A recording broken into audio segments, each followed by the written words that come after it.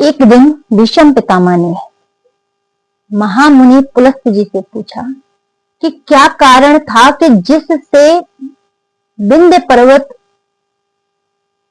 बढ़ करके ऊंचे हुए। जब बढ़ करके ऊंचे हुए उनका क्या कारण था, क्यों क्रोध आया उन्हें।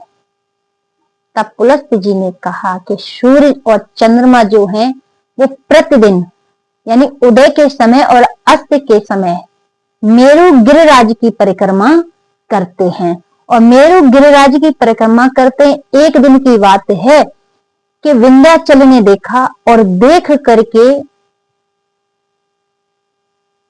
सूर्य भगवान से जाकर के कहा, हे भास्कर, जिस प्रकार आप मेरु गिरिराज की परिक्रमा करते हैं उसी प्रकार से मेरी भी परिक्रमा कीजिए।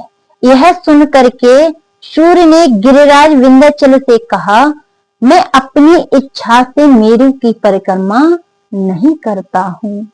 जिन्होंने इस संसार की सृष्टि की है उन विधाता ने ही मेरे लिए ये मार्ग निश्चित किया है।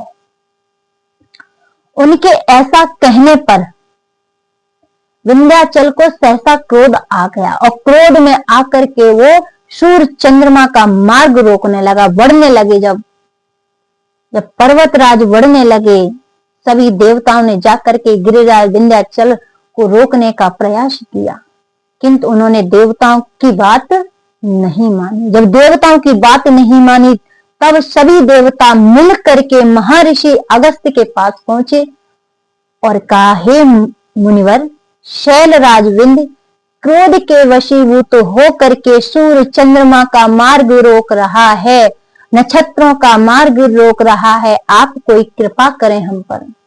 देवताओं की बात को सुन करके महर्षि अगस्त्य ने कहा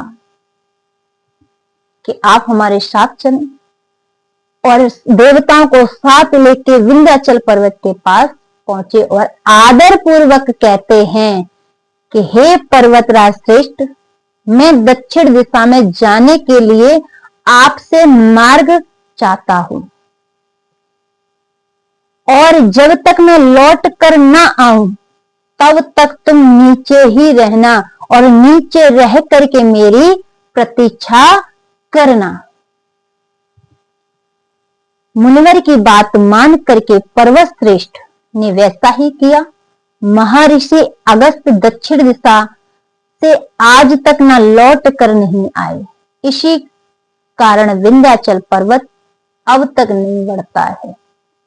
हे भीष्म पितामह, जिस प्रकार तुमने मुझसे पूछा उसका मैंने तुम्हें प्रश्न के अनुसार यह प्रसंग कह सुनाया। तो पुलस्त जी ने इस प्रकार भीष्म पितामह को विंध्याचल पर्वत के बारे में बताया।